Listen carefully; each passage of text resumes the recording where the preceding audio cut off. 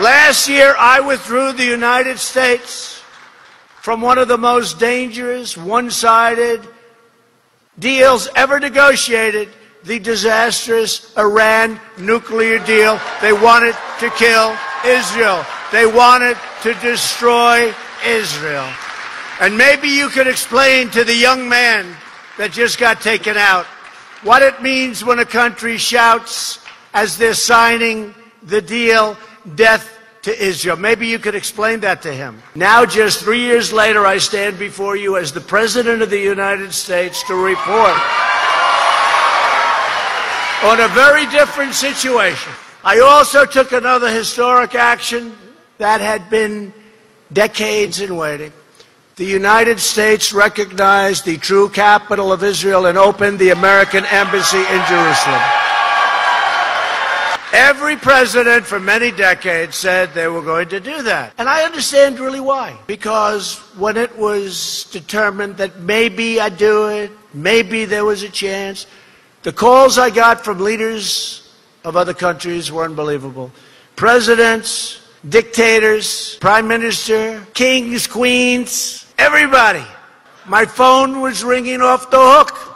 So I left a message. I said, I'm going to call you next week. So I did it. Then I started calling people back. King, how are you? How have you been? I called you last week. I said, what's up?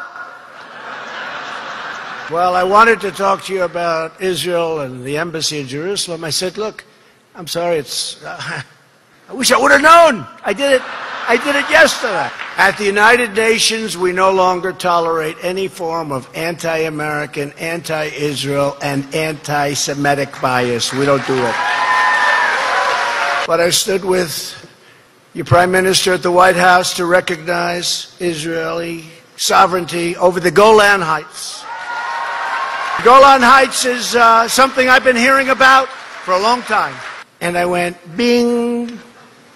It was done. Then I watched the fake news, and they said, we have breaking news. President Trump has just committed to the Golan Heights. And it was a big, big story for 2 days. Everyone's happy. No repercussions. No, and there won't be. And we're there to protect Israel, so there won't be. Under my administration, the United States will always support Israel's right to self-defense. And we are just getting started.